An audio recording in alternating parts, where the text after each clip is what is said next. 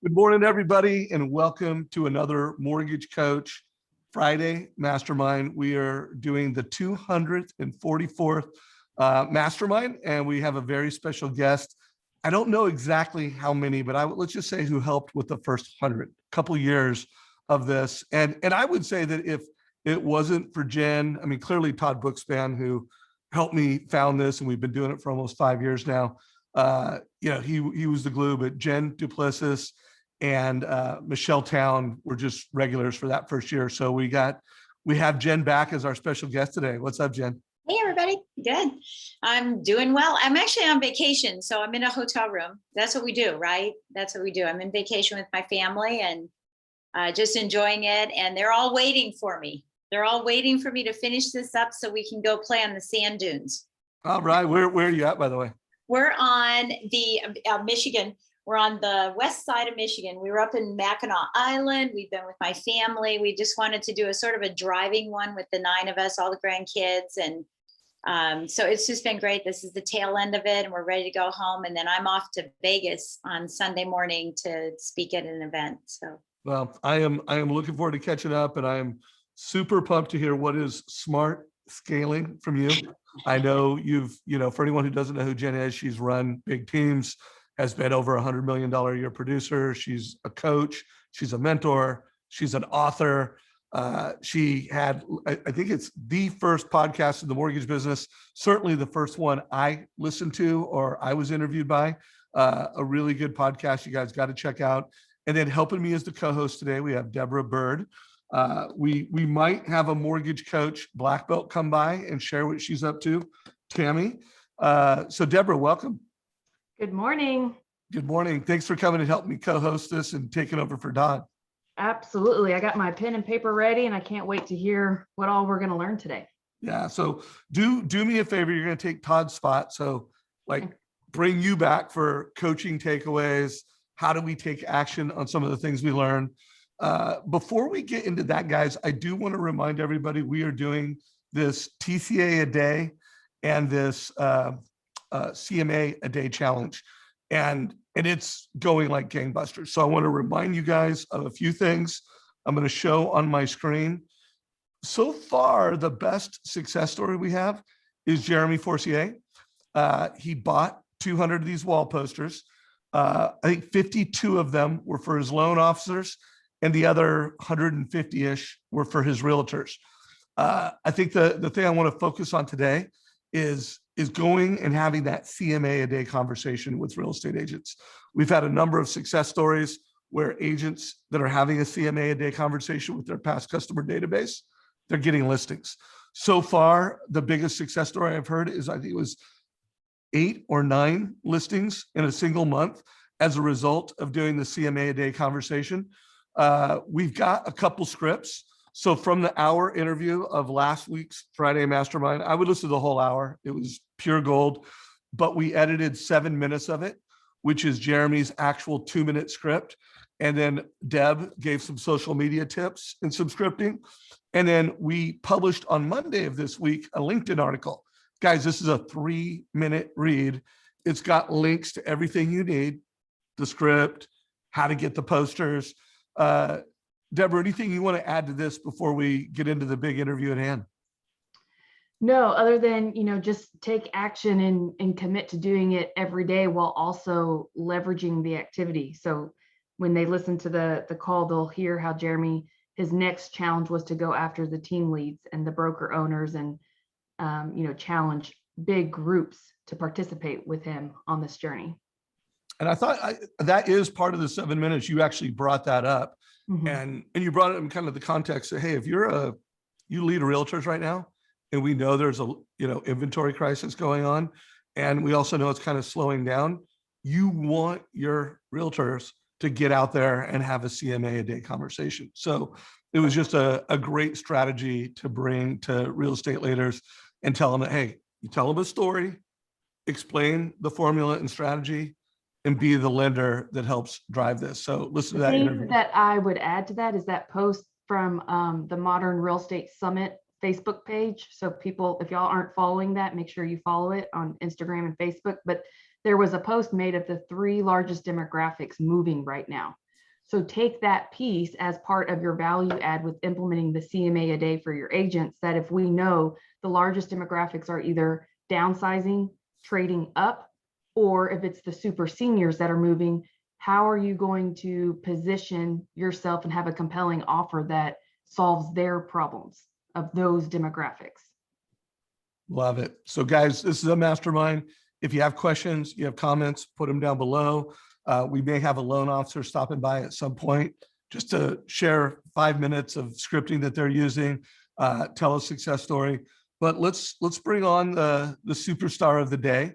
And Jen, if you don't mind, just for folks that didn't hear you for the first 2 years of doing these, or they're new to the business and they're hearing about you for the first time, just tell us a little bit about yourself, and then we'll get into the topic at hand.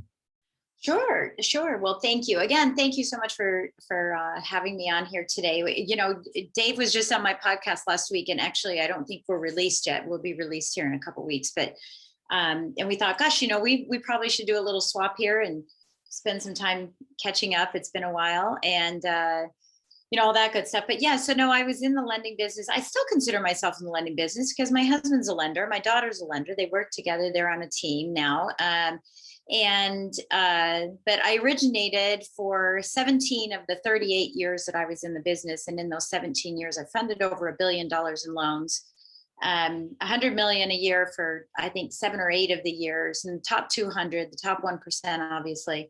And I did it with a team. And so teams are a really, really great sweet spot, is really helping people with teams, with management. I had a lot of management training as well. So managing teams and being able to have that, what I call lifestyle business mastery. I don't believe in balance. I think that's the challenge that we have, is that we're trying to balance everything and it's not working. We're exhausted. So lifestyle business mastery, where, you know, I own 4 businesses now. I owned 5 when I was a lender, plus the lending business. I've closed down one of the businesses, but I still own 4 businesses now.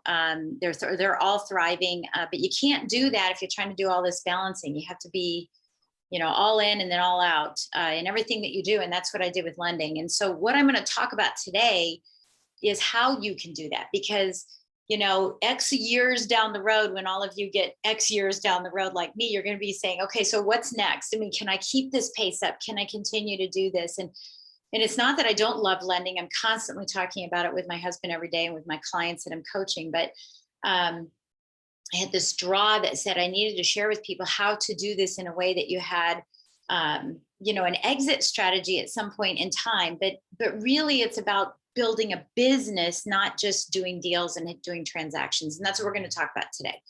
And so that's what I'm excited about. And yeah, you're right. I'm an author now. I've been in 6 different books that have all gone number 1. My first book was Launch: How to Take Your Business to New Heights, which I introduced on this program. Actually, we were introduced. I remember that. I was so excited. I'm like, Dave, I have my book. And now I have my new book, and this book just came out. It's called Impact. It's an acronym book. It actually stands for Inspiring, Motivational, Powerful Acronyms for Cognitive Thinking. We just went number 1 in 3 different categories on Amazon, and we're a bestseller in 12. This is not mortgage specific. It's a bunch of acronyms for health, wealth, mindset, spirituality, from some of the most famous people you guys will meet. And then Hey, time out real quick. I wanted to jump in on that, and just hearing the description, I have not got a chance to read that book yet, but I did order it. And I'll bet you there is a lot of great reminders to grow personally.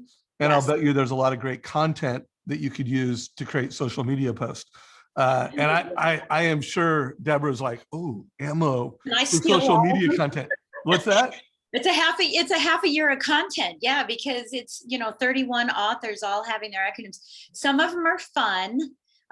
There's one called CPC, where we have clues, patterns, and choices in our lives, right? So a clue, so for example, would be a realtor. A clue that they always bag out on you. They don't show up at the meetings. Those are clues. One time's okay, or they show up late. One time's okay. The pattern is it's always like that. They're always late. They never show up, whatever the case may be. And the choice is to either work with them or not. And those that know me, I talk about working with people that complement, not complicate our practice. And so those are the types of things that are in this book. So there's some really fun ones. So time out, pull up the book one more time. I want everybody Yeah. to see it. Yeah. We're going to get a link down below. Get it? Impact. There'll be a link down below. If you're watching this in YouTube, you'll see a link down below. And I'm also going to go try to dig it up. I'm not going to multitask right now, but when I think of some of the best Friday masterminds we did in those first couple of years, I don't remember what you called them, but they were like key phrases. What was the term you used? Catchphrases. Catchphrases. Yeah. So I'm going to do a Google search and put a link, but I mean, it was one of the all-time best Friday interviews, and it was all about catchphrases and these little translation or the transitional 3-word, 5-word catchphrases. And Jen is the master of this stuff. So anyways, I'm going to go find that from because I don't like scripts. That's because I don't like scripts. I like the catchphrases to go into the truth, right? That's basically talking in the truth. Yeah. All right, keep rocking it. Yeah. So, I mean, that's just kind of all the fun stuff that's been going on. Yeah. So if you want, are you ready for me to go? We are ready. Walk us through what it means to, Can I share my screen? I don't have a PowerPoint, but can I share my screen and draw? You can share your screen, you can draw, you can do anything you want. Remember, guy, ask questions and let's see what you got. I don't have a mouse, so I'm going to be using my thing here. But how many of you have read Rich Dad, Poor Dad? Because this is a book that if you haven't read it, you need to read it, right? Business, and then I'm going to put E here again. I know some of you will see that the quadrant's a little bit different, but basically the quadrant of Rich Dad, Poor Dad, and the premise of the whole book. And by the way, just so you all know, Robert Kiyosaki did not write the book. How do you like that? Sharon Lechter wrote the book. She's a dear friend of mine. She's in a mastermind with me. I just was in her ranch out in Arizona. She also wrote the Think and Grow Rich Beyond. She has the authority to write all the Think and Grow Rich books with Greg Reed, who is the publisher of the book that we just did.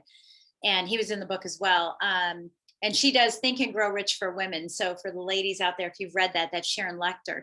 She wrote Rich Dad, Poor Dad. She just didn't have the credibility, or not the credibility, the celebrity that Robert had. So Robert, was the collaborator in the book.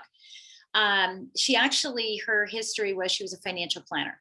So that's the one thing that I just want to share with you. But in the book, I'm just synopsizing this book. And I've been a fan of this book for years and years and years. Is on the left side of the quadrant, what we do is that we trade time for money. We're employees. So we come in and we go to work for 9 or 10 hours and we get paid hourly or a salary, and we trade time for money. In the lower half of that quadrant, we're sole proprietors. And sole proprietors are people like all of us that are loan officers, because even though we get a W-2, I still talk in those terms. I apologize. I'm no longer producing, but even though we get a W-2, we're commission based and we're a sole proprietor. We're basically the same thing, but we're still trading time for money because we're in it. And so those people that like the guy who owns the plumbing company and the gal who's like a Mary Kay consultant, all of them are sole proprietors. The person who owns the restaurant is still, serving and bussing tables. They're all sole proprietors. And so we're trading our time for money. And so what I wanted to do years ago was to get out of that rat race and get myself into the right side, which is assets. And it's funny with Sharon, I just saw her last week, and she said, assets are sexy. And I said, yes, they are, right? We always talk about assets being sexy. And so being on the right side of this is that now you're not trading your time for money, but rather you're growing your portfolio or your assets or your wealth, right? You're growing all of that while you're not always in it. Not always in it. Now, there's pieces where you're going to have to be in and kind of tap in, especially in our industry. But the idea is that you go from being a sole proprietor up into being a business owner, which is where we really want to be. And especially if you want to do 100 million a year and you want to really, really do some high volume, or 300 million a year, you want to be up here in the business owner. The entrepreneur is everybody. It's a Donald Trump. It is not Russell Brunson, but Charles Brunson, right? It's all of them that they're the entrepreneurs. They own the company works for them. And they make money while they're sleeping, and they have multitudes of assets coming in a passive manner. And so for all of us, that might be Bitcoin, that might be stocks and bonds, it might be options trading, it might be rental properties, it might be multiple businesses that are working for you where you have someone else running the business. So this is what this whole conversation about smart scaling is all about, is not scaling so you continue to work harder, not scaling so that you're not letting go and you're still in that control factor that we all have. And we have these invisible chips on our shoulder that said, but I built it, they want me. The bottom line is they don't want you. They want what you've created in the form of standard operating procedures, or SOPs, right? That's what they want. If Sam Walmart wanted that, he would still be greeting you, checking you out, stocking the shelves. So what we're trying to do is help you understand how you can move from being a sole proprietor, individual loan officer into a business owner loan officer. And then with the money you make and the time you have, you find all of the opportunities to be this beautiful, beautiful entrepreneur that just everything runs while you're sleeping and having fun and doing what you do best. That makes sense? Cool. You have a question, comment? I love it. It makes lots of sense. Deborah, anything you want to ask or anything you want to add? Yeah, I think, and even my sister is a good example of this, just from when I started with her, like back in, goodness, it was 2013. And even with branding and marketing, we used to brand it as the Donahue team. And then it became the mortgage nerd, and now it's the mortgage nerds, because she was really trying to not always be the front and center nerd that everybody wanted to talk to. Every agent, they never wanted to feel like they were being passed off. And she kind of had that internal dilemma of, I also don't want them feeling that they don't have me handling the business, because they always wanted the nerd. So it's a challenge to move to that quadrant. What would you recommend of like your 1, 2, 3 execution strategy, which may take time, of how you start conditioning those relationships that you have built that want just say the nerd, or you as the loan officer, where you want to go on vacation and you don't want to have your phone like this because you feel like an ER doctor that you're constantly putting out fires. How do you make that transition effectively? Yeah. Well, and I think you bring up a good point, because I do see a lot of, the so-and-so team and this, that, and the other. Early on, we had named our team Kearney, which is my son Kirk and my daughter Whitney's names combined, Kearney, the Kearney lending team. And the reason we had done that is because everything we do is for them. And I'm going to be talking about the vision here in a moment, but everything we do is for them. And that's why we named it that. And then that way, right now, the Kearney team exists, but I'm not on the team at all. Now the team is Brian and Whitney, and people just know the brand. They just know the brand, the Kearney team. And once in a while, Brian will have me come in and do a video or have me show up to a networking event. But I have nothing to do with it anymore, right? And that's what's really good about it. But I created the brand, and that brand is living on through my husband and my daughter. So when I first started, I can just tell you what my experience is. When I first started, and started hiring, I didn't just hire people and start passing people on. I had meetings with my referral partners, those that mattered, right? Those that are complimenting. And quite frankly, I only worked with 22 people in my heyday. I only worked with 22 people that I focused on. That doesn't mean I didn't have the drips of deals coming in from everywhere else, but I focused on 22 people. So I contacted them and I said, look, in order for me to serve you in the manner that you're accustomed to, because you've been accustomed to it, because I'm the one doing it, right? I'm the one making the return phone calls fast in the evenings and the afternoons and following up and doing all those things. Because you're accustomed to that, I've created this great conveyor belt of a PLP, right? That has all these beautiful customer experiences all throughout it. And it also has something that I call momentum multipliers, where we turn one loan into 11 every single time we do a loan. So we don't go through the conveyor belt and say, done. We turn every loan into more. And they're used to that. And I said, in order for you to receive that same level of service, I don't have infinite energy. I don't have the infinite energy to do it, but I have a killer system. And so that is one of the first things I want to say today, is that you have to build the system before you bring the people in. Otherwise, the people will be a burden. Now, you've experienced that if you've tried to hire someone and said, you know what, forget it. I can just do it myself. Give it, got it, give it, let me do it. And then who's working for whom? So you have to have, they can't be here. I can't tell you how many people, when they first start coaching with me, I say, well, do you have a system? Yes. Is it written down? No. It's here. You can't have it in your head because people don't know what that system looks like. So it's got to be written down. So all I do is just have those meetings with them and say, you're still going to get the same level of service. And by me having them do the activities that now are not the hedgehog theory, right? Do what you love to do what you are great at, and do what makes financial sense for your business. Looking at tax returns wasn't doing that for me anymore. Gathering documents was not doing that for me. Redisclosing was not doing that for me anymore. So in order for them to get that same level of experience, I had to hire rock stars. Rock stars. I couldn't stop the music, right? And as I'm singing up front, I couldn't stop the music and say, hold on, it's been beautiful for now, but this person doesn't know their solo. So I'm going to go back here and play that solo. And then when that solo's done, I'll come back up to the front. Then you don't have that beautiful music. So you have to hire rock stars, right? Those, and you have to train them in a system that's already written down, right? That's already there and in play and that you've tested. And so in order for me to provide that, I'm going to have them do those activities that they are brilliant at. They are brilliant at playing their instruments. I'm brilliant at creating strategy, coaching, mentoring, networking, marketing with you, being the straw that stirs the market, like you're talking about in the CMAs that you're doing now, the CMA a day. That's stirring the business, right? It's being the straw that stirs the market. And that's where we've always been.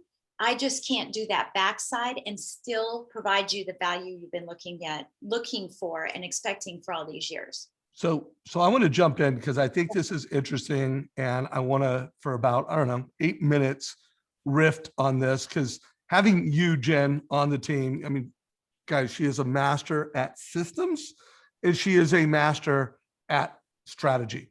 And when I used to interview her before she was a coach, and as a full-time coach, I mean, she's been a coach probably the whole time I've known her, but where she made that transition. But when I used to interview you, it was all about how you teach, how you train, and how you implement it. I always think back at, you were a great marketer, you were a great implementer.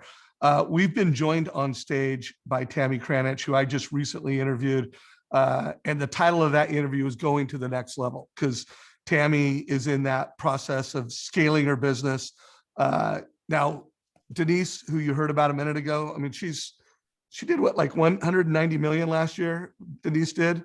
And Tammy, you're going to hit you're on track for, going from memory, 70 million this year? Yep. Yeah, 70 million. Mm-hmm. Nice. And so tell us real quick what you're doing with the CMA a day challenge. And then Jen, I'd love for you to kind of apply your scale success principles to it. And we'll do that to about the halfway mark or so. We'll riff on this, and then Jen will get back on track with everything you want to make sure you share today. So Tammy, what are you doing with the CMA a day challenge right now?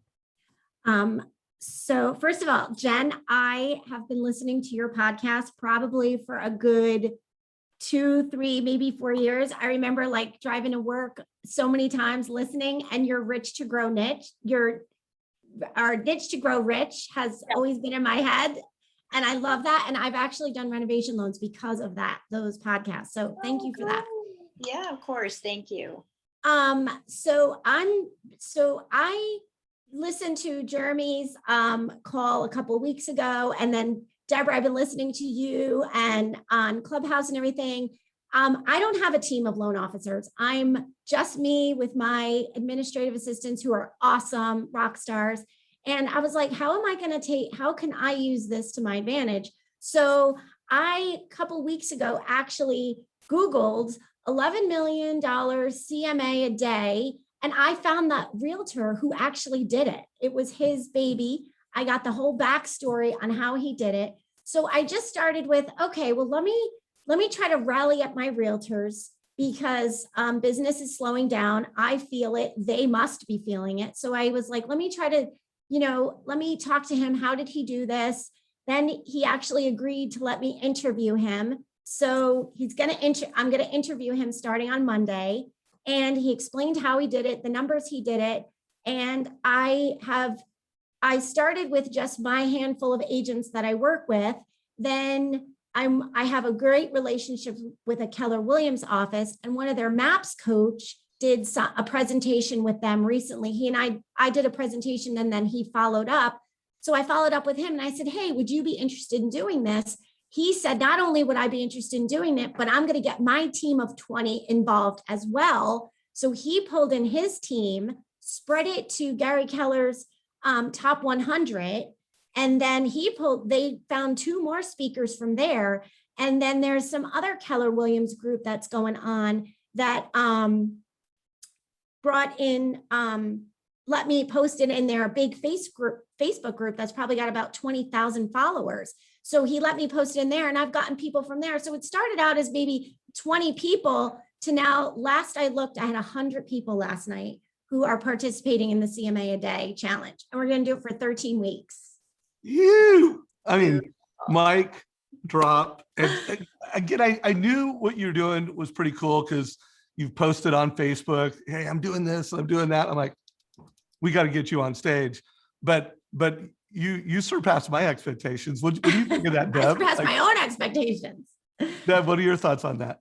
I just love that you took something that was a tool that Todd and Dave created, and you executed, and you took massive action. You started with doing some of the research, and then you just made the calls. And I think it's brilliant. I love it. I love the accountability. I really think this is something, if I were still originating and I could use this as my value add to make those calls, because sometimes, I would get nervous. I was like, I'm going to call. I had my list of prospects that I knew I wanted to either, just kind of touch base. And sometimes I allowed those calls to go. I wasn't doing them enough. Yep. And I can imagine with last year with COVID and rates, and I'm sure there was a lot of people kind of feeling the same way, that this is your superpower to be able to get back on the phone, or first mail it to somebody, mail it to a MAPS coach or a BOLD coach, and start that way. So then you can follow up with the call and be like, hey, did you happen to get that, calendar thing that I said? Because they're not probably going to know what it is. Did you happen to get that in the mail? Let me tell you what we're doing with this.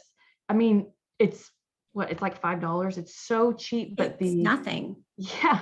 But the rate of return and your rate of return for relationships, I think, is so powerful that I can't wait to see your results over 13 weeks. Like, it gave me goosebumps when you talked about it. And actually, Deborah, to what your point, I think we were talking on Clubhouse or something, but we were talking about doing because of course, yes, I'm doing this because I want to help my agents, but I'm actually hoping to get some business. And I'm like, I might have to get licensed in a few more states at this point. But you were talking, somebody had the idea of doing the move up TCAs, because I'm like, how am I going to turn this around on me? So the way I want to inject myself into this is I want to do the move up TCAs. So you guys are doing the CMAs, give me the address, let me do a move up TCA for them, and then attach it. And when I got to talk to the Jimmy Burgess is the realtor in Florida, who actually, this is his brainchild. He told me, he goes, that is genius, because if the people can actually see how much it's going to cost them to move up, he's like, I might actually fly you down here to Florida and teach my Berkshire Hathaway agents that method. I was like, what? Wow. Girl, this is awesome. So let's give Jen a chance to give some coaching thoughts and share her impressions of what you're doing. Yeah, no, I love it. Honestly, this is something that we do in a program I call Listing Boosters with my clients. And we have all of these strategies that we work with listing agents, because that's really what we're asking for here is, to kind of stir the market again. We call it the Forever Home campaign. So when you're working with, that agent and they're doing a CMA, we want to ask the owner, are you in your forever home? Because if they think they're in their forever home, we can provide them with the TCA, showing them what it would look like to move up. But if they decide to stay, now you have them under your mortgages under management program, right? Your mortgages under management. So it doesn't, so I don't want you to lose the opportunity to just say, oh, well, they weren't ready to move up. They didn't see the power in moving up. They still wanted to stay there. Fine. Now you're under my mortgages under management program. And now I'm going to nurture you and get tons of business from your relationships with other people, including the relationship that they may have with another realtor when they bought the home in the beginning. You want to go back all the way back to that relationship. So, I always say the ... method. It's never, oh, here's a CMA or here's a TCA, but now what else could I do? So I could turn that into mortgages under management, and then I can turn that into nurturing. I can turn that into a client appreciation party. I can turn that into doing anything that I really wanted to, but it's looking at what else could you do with that to ensure that you get as much bang for your side. So Jen, Love let me ask you this, Jen. What I had said on that call was, as you're trying to court more real estate agents and partnerships, sometimes you hear the agents that say, oh, I'm just a listing agent. And so what I had suggested is I told them, say, well, great, I'm a listing lender. And part of what I do is, before you go meet with that potential seller, because, listings right now are hot. Everybody, every agent wants listings. Those are the easy ones, right? Yeah. But part of your value add as a lender, say, I tell you what, before you go meet with that seller, let me do this for you. Let me do a TCA. And that way it's part of your presentation. When you go meet with the seller, you now have the marriage between the CMA and the TCA. And this is how my lender team, like your whole team, because some agents may be a solo agent, maybe they have a team, but this is part of what we provide, while also my lender helps, analyze some of the offers we receive, blah, blah, blah, blah.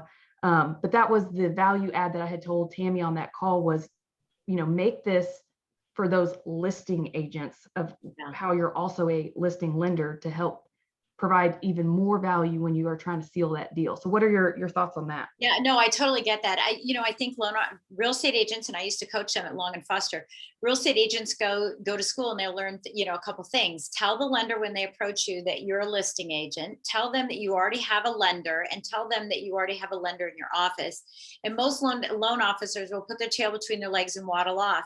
And so I love it when someone says, I'm a listing agent, because say, oh, great, that's awesome, because I love helping listing agents. That's just one idea on how to help them. We have over 17 different ideas that we do with listing agents, not just that one. So I think that's really, really incredible. I think it's wonderful that you're, doing what you're doing. And I love the little marry between the TCA and the CMA. The other thing you could do, Tammy and Deborah, for you, since you asked the question, is also do a recommendation letter, an endorsement letter on behalf of that real estate agent, for them to include in that listing appointment that says, hey, we're a team. We're here to help market the property. We're here to ensure that you get the best offer. The other thing that you could do is also be the lender of choice. You know how with builders, they say, well, you just have to get approved with my lender. You don't have to use them, but you have to get approved. Well, once they get their hands on mortgage coaches, they won't go anywhere else. Right. And so they can say, look, we're getting 17 offers, we're getting 20 offers. And I know that's diminishing a little bit, but we're getting all of these offers. And I just need to have you speak with my preferred lender before I make the final decision. And I'm doing this in the best interest of my client, my seller. You don't have to go with them, but I just need for you to speak with them. And this will allow for you to have a stronger bond relationship, because now there might be some red flags that are in that deal. Maybe you didn't capture the client. They really want to stay with their buddy, but now you have some red flags in there that you can help your partner with. So I just want to throw out a couple of other quick things on that too. What a great I conversation, absolutely love guys. Get lots of value. So reminder, folks, if you want to get these premium large wall posters, one side of it, no, it's upside down. One side is the TCA a day. So TCA a day. And one side of it is CMA a day. So far, the most that have been purchased is 200 by Jeremy Forcier. He purchased 50 for the loan officers that he serves to do the TCA day contest. And he purchased 150 for his real estate agents. Tammy, have you got any of these posters yet? Yeah, I actually have. I ordered about 50. And then I actually have to tell Todd that if anybody, because we weren't going to have enough time before Monday's challenge starts. So I have to tell Todd today, if anybody, like he's in the Facebook group with me. So if anybody from that Facebook group orders, then put it on my tab.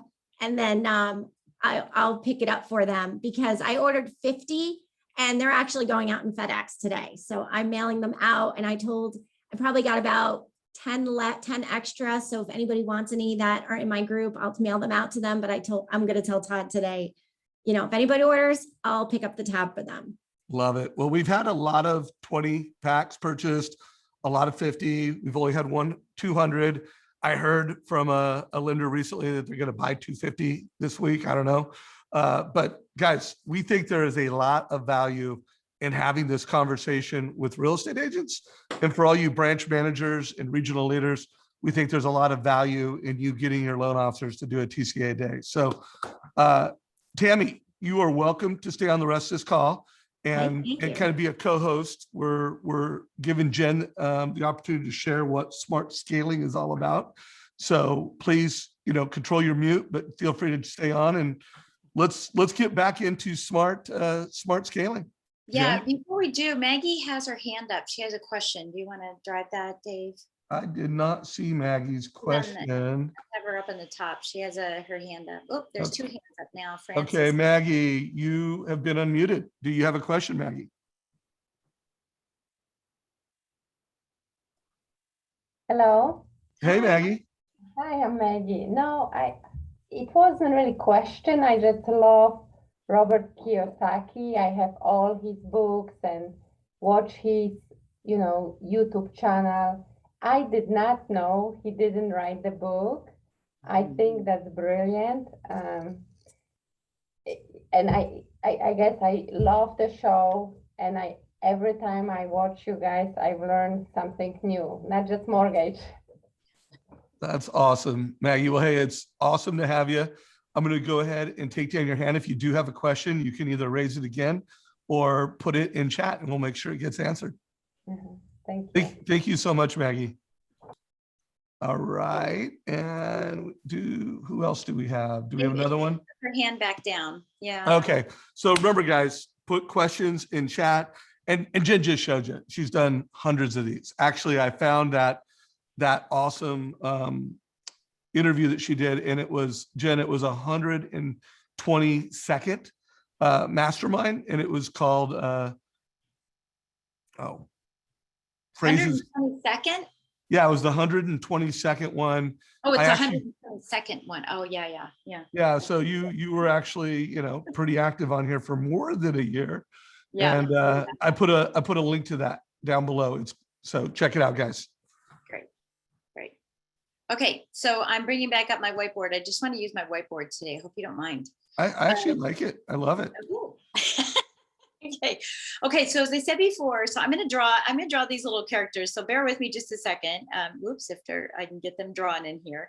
So this is you. Okay. I'm not going to draw a man or a woman. I'm just going to draw you.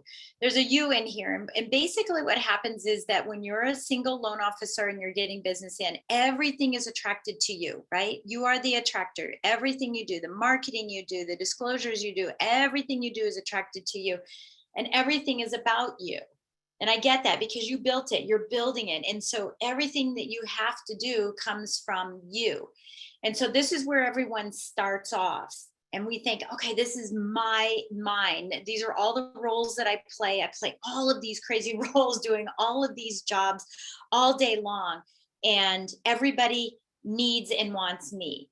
But like I said, you don't have infinite time. You don't have infinite energy. And at some point, unless you want to have a practice like this, you will never be able to scale.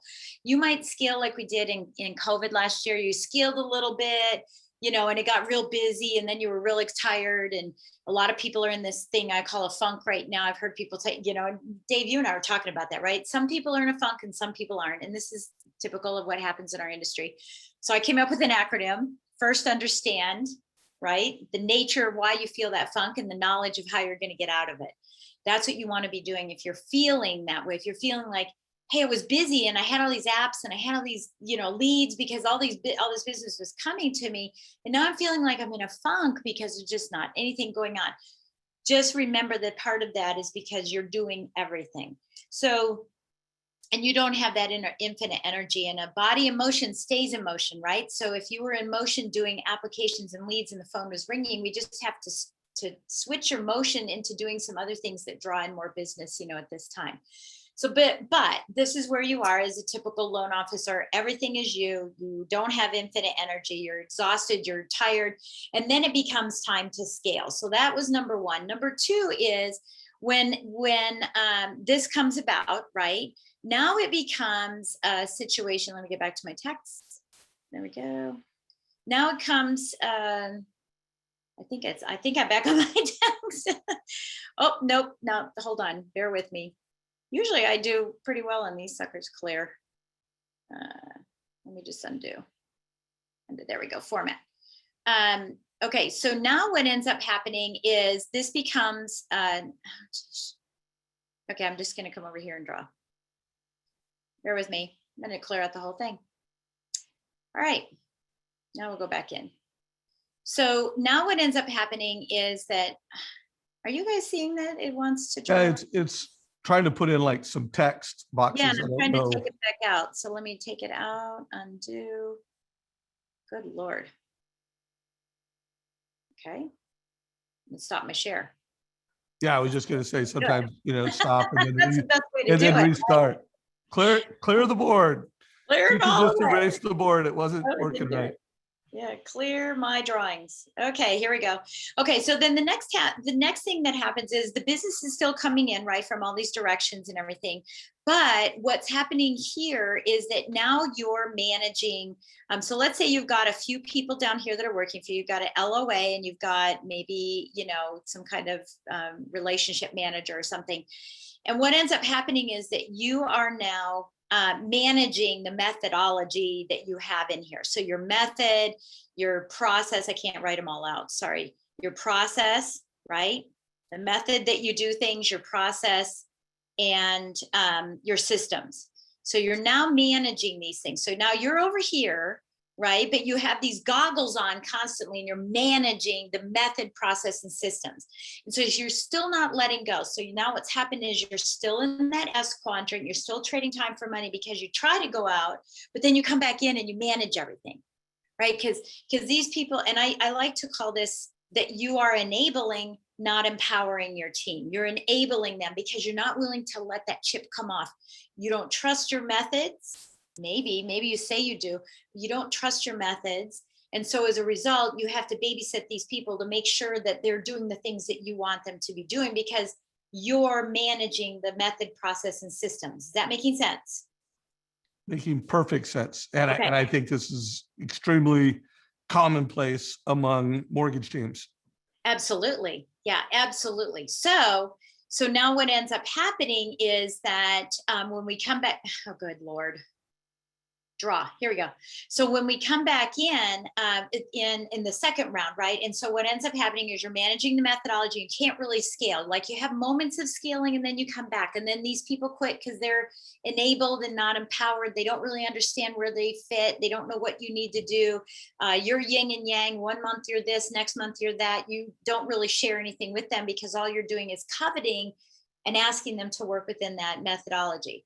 So this is where the magic begins. Okay, now it's time to really scale. And you say, you know what? I've got my systems down. I've got a rock star team. I'm ready to grow up. I'm ready to level up as a manager and as a leader. And I'm ready to say, I've had it. I'm no longer going to be in the S quadrant. I'm moving myself up into the business quadrant so that I don't have to trade my time for money, so that I get to go do all the fun stuff that I love to do in that hedgehog method that I told you about. And this is where the smart scaling happens. And this is where the 3 V's come in. The 3 V's. And they are vision, right? And I'm going to go over each one of these here just briefly. I can't even write vision on this little mouse, but you know what vision is. Let me just tell you right there. Vision, values, and voice. Vision, values, and voice. And so now when you've got these 3 V's in here, all the business is still coming in because you're the person drawing it. You're the heart of the business. No question about it, right? You're the heart of the business. Everybody knows that you're a team, et cetera, et cetera. You are the heart of the business. But instead of managing the methodology and instead of being the one that's in there doing all the things, now what you have is a rock star team a bigger team because you're able to grow faster exponentially, right? You have this big team. And instead of you managing the methodology with them, now everyone is managing the 3 V's. Everyone is managing the vision for the team. Everyone's managing the values for the team, and everyone's managing your voice. Okay. So let's talk about vision. This isn't your vision. This is your team's vision. Let's talk about Sam Walton, right? Walton for Walmart. He has a vision of his own life. He has his own dreams, and he has a vision for Walmart. They are separate. So I'm not talking about your core values or your vision. I'm talking about your team's vision. What does this team want to have as a reputation in the marketplace? Do they want to be known as the hometown lenders? Do they want to be known as, the getter-doners, the nerds, right? Well, how do you want that branding to be? What is the vision of the team? The second, and of course you drive this. The second is, what are the values of the team? Like, for example, my personal values are faith, family, integrity, accountability, and stability. Those are my personal values. What are my team values? And does my team know what these are, these values for the team? That we are courteous, that we abide by the platinum rule, not the golden, but the platinum rule, right? What are the values of this team so that we're all working towards the team? And then last, what is the voice? And it is your voice. So there's a process that you want to do where you are going through and saying things like, well, for example, when I was writing, except I had a ghostwriter for some of it, okay, for launch, I had a ghostwriter and he said, something da-da-da-da-da petered out. And I said, well, that's not phraseology I use. So when I say voice, what's your voice?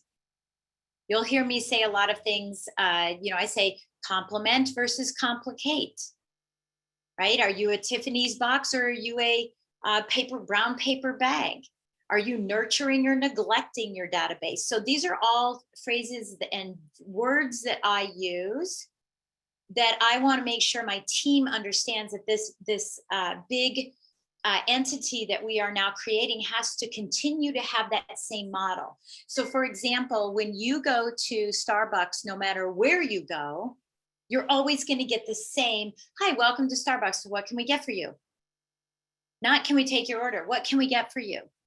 That's the same type of voice that you want to have in your business. Every email, every answering the phone, the way that you respond to people, everything, that voice needs to be amplified. People need to understand what that is, rather than you coming down on them and saying, oh, I would never have said that. Why did you write that? So let's create the voice. What would you say? And what wouldn't you say? What are some phrases you say? How would you handle an irate customer? How would you handle an irate customer? And make sure that that voice is being the same throughout, so that you don't have someone who's a wild cannon over here handling an irate customer differently. How would you handle bad news? How would you handle good news? How would you handle something emotional that your client's going through, that your real estate agent's going through? Your voice, you have to stop and think, what is it I want to build? Because you're in it now, step back and say, what do I truly want to build? And then let's get those 3 B's in there. So now your team is working toward that same goal with you. And what ends up happening, I'm not going to redraw this, is that you start walking away. You start walking further and further away, and you start becoming, you're still the heart of this business, but you're walking further and further away from the day to day. And that's where the power really, really comes in, because when they talk to your team, they're talking to you. To go back to your thought, Deborah, earlier, right? Because they don't feel handed off. You're not handed off, you're handed up, because they're better than me at that. And because we all have that vision, we all have those values, and we all have that same voice, you're basically talking to me. And where the power comes in, I remember this was so cool, is that we were doing a pipeline, and I didn't do very many pipeline reports I didn't have to, right? Because I was far away. But when we were doing this pipeline report, I'm like, well, where did these like 10 loans come from? And they're like, oh, we already had the clients call. It's already taken care of. We've already closed them. They're already in process, right? And I was like, wow, this is so cool, because what ended up happening was realtors just didn't bother calling me. They called my team to get the loan started. And I only had to do the strategy call if they needed it. Sometimes I didn't even have to do the strategy call. My whole team was trained on total cost analysis. So everybody was doing them. If I have to run back into Starbucks to make your coffee because I don't trust that they can be the only ones that can make it, then you're never going to grow. You're never, ever going to grow. So you have to be willing to give that up. And here's what's great. Even now, people say, oh my God, the Kearney team is fantastic. They don't even know that I'm not part of it. I still get referrals all the time. I get texts all the time. Hey, we want to refinance. I'm like, I haven't been in this business now for 3 years, right? Because it's just the brand. Sound good? So I want to give you a couple little acronyms. PSPS is the first one. So this will be in phase 2, right? And phase 2 is where you're managing the methodology, etc. And that is your process and your people. And I said this already, your process and your people. You have to get the process down before you bring the people in, or it will drag. You'll be circling the drain, right? You'll be dragged down into educating and teaching, and got to get that process down. And they need to know their role, and then they need to know the bigger scope to understand how they fit into this big vision, right? Process and people. That's how you're going to be doing that. Process, and that's the first part. Process before people, and then strategy. So process, strategy, PS, people, systems. Okay, process, strategy, people, systems. You definitely want to have those in place before you start moving forward. And it's just and I'm sure you're hearing this because I know Dave. I've known Dave for years. I'm sure you're hearing this every single week. You cannot just float along in this business anymore. You can't just come in and say, well, I think I'll be a loan officer. You can't do that anymore. You have got to have strategies on how this is going to grow so that you can bring the right people in and you can have the right systems to fulfill that strategy that you've put together. You've got to play with it. You've got to change it. And remember that your system, your PLP, whatever systems and strategies you have, they're always a moving target. They are a living, breathing document. They're So Jen, always changing with the market.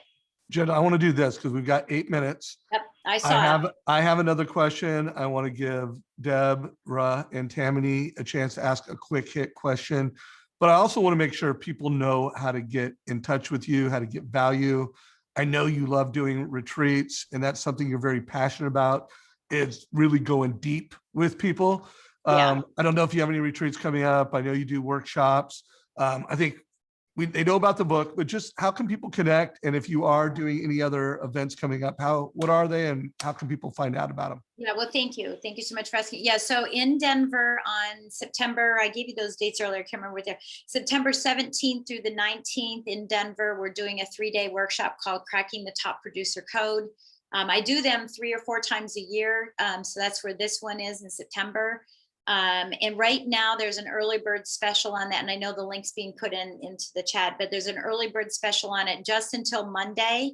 And that's $99 for a regular ticket and $197 for a VIP. That will go up to $197 and $397 respectively. So make sure you get yourself registered early and get yourself to Denver. So that's coming up in September.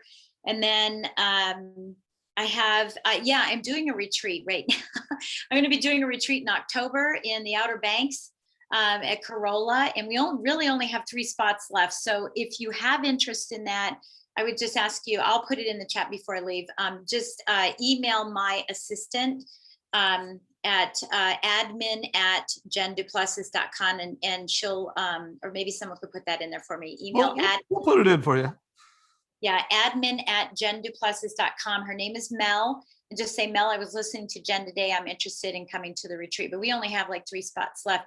The next retreat will be in Florida, and that'll be February. So if you have interest in that, email her and say, hey, put me on the waiting list, right? Yeah, and make sure you follow Jen on social. There's a lot of value that she provides. Just being part of her network, check out our podcast. We have a Facebook group called Mortgage Lending Mastery, which is part of the podcast. Yeah, and just so you know, it wasn't the first podcast. There were two before me, and then I was three. They both closed down and never opened back up again. They only issued like 14 shows, and I've been running now for 7.5 years. I'm the longest running in our space. So go listen to the podcast. Love. By the way, we just had Glenn Stearns on. He is from the Billionaire, Undercover Billionaire. We just had Glenn Stearns on the other day, so he'll be on the show shortly. And of course, Dave. Yeah, check me out. Check Glenn out. And so we got 5 minutes. Let's do rapid fire. So try to answer my question in 1 minute. You got and it. We'll go Tammy, your second, and Deb, you're going to close it out with action steps and a question. So I think you really covered and you nailed the going some sole practitioner to business owner, but we didn't get too much into entrepreneur other than, get further out, step away. Give us a little breadcrumb and maybe I'll have you, well, not maybe, I'd love to have you back and dedicate a whole show to just like how to become the entrepreneur loan officer, or not loan officer, how to become the entrepreneur mortgage leader. So, but give me 1 minute on that for you, if you could. Yeah. And well, okay. First of all, I feel like, if this is what we do for a living, we should be doing this for a living. It's like a realtor that, a client says, hey, loan officer or real estate agent, should I be buying property? And they say, yes, you should be buying. It's a great time, but they're not buying. It's crazy. So Brian and I started buying properties when we were 19, when we got married. We still have that first property. We have a little over 110 units, not properties, but units of properties. So through the course of every loan I closed was a means to buy another house, to have that passive income. We then converted most of those homes, or as many as we could, into Airbnbs. They're no longer rentals. They're now Airbnbs. I have maybe 17 properties where I hold the note. I just bought a house. I was telling you about it. I just bought a house for $9,400 in Thayer, Illinois, just south of Springfield, for $9,400. We just got a contract in the other day for $58,000, $660 a month in income. Killer, right? So we're doing that. We're in Bitcoin, and I would say to do it. We're now working in, I just lost it's not EFTs, it's AFTs, ETFs. We're now starting to buy those, it's a whole other story. We're doing those things. We're also investing in other companies right now. I'm taking an equity position. So all I'm saying is, stop looking at just loans and look at the opportunities that these loans are doing. We live in a community. We are in a business that pays us so much per deal. Why aren't we using that money to grow our own wealth? Love that. So maybe we'll do some more calls on that. The Cody Touche interview. Cody's also someone that owns a lot of doors. I know a lot of mortgage coaches that invest in real estate. Maybe we'll do a panel on that, Jen. Tammy, quick question before we wrap. So I love this because I'm definitely that person who's kind of like in between the, scaling up, and I do find myself pulling back. And I think you alluded to it a little bit, and I don't know if you can answer this in a minute, but the biggest struggle that I do have trying to encourage them, like, don't text me, text my team, or for an update, text my team. How do you get them to really understand that I'm not passing you off? This is, actually, Trish actually knows more than I do about your file right now. I don't even know what you're talking about. I'm going to screw it up. Yeah. So first of all, not during the transaction, but I would have a separate meeting with those partners and just say, hey, can we have that conversation? Because I'm ready to grow. I'm ready to scale. I'm in that point where I need to, and I really need your support. So I would set the expectations first. That'd be the first thing. Second thing, make sure your team is a rock star team. Third, stop answering their texts. Pass them on right now, because as soon as you start doing that, if I call my doctor and say, hi, I want to leave a message for doctor, whatever, they never call me back. The nurse does. Yeah. And then okay, that's great advice. How this goes. Yeah. So expectations, training, and stop it.